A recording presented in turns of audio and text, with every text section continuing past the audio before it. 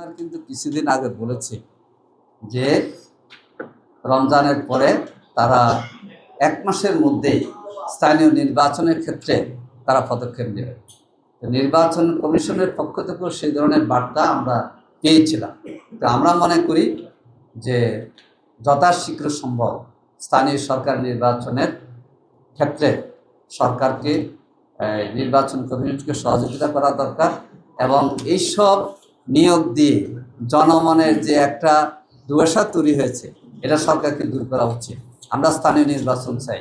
আমরা আগে বলেছিলাম স্থানীয় নির্বাচনের ক্ষেত্রে জাতীয় নির্বাচন না স্থানীয় নির্বাচন, তখন আমরা প্রস্তুত ছিলাম স্থানীয় নির্বাচনের জন্য। বিএনপি কিন্তু তত আগ্রহ তখন দেখায়নি। এখন জাতীয় নির্বাচন সম্পন্ন হয়েছে, জনগণের ভোটাধিকার প্রয়োগ করে তৃণমূল পর্যায়ে জনগণের ভোটে নির্বাচিত প্রতিনিধি যদি নির্বাচিত হয় তাহলে আরো সুন্দরভাবে গণতান্ত্রিক ধারা অব্যাহতভাবে চলবে ইনশাআল্লাহ।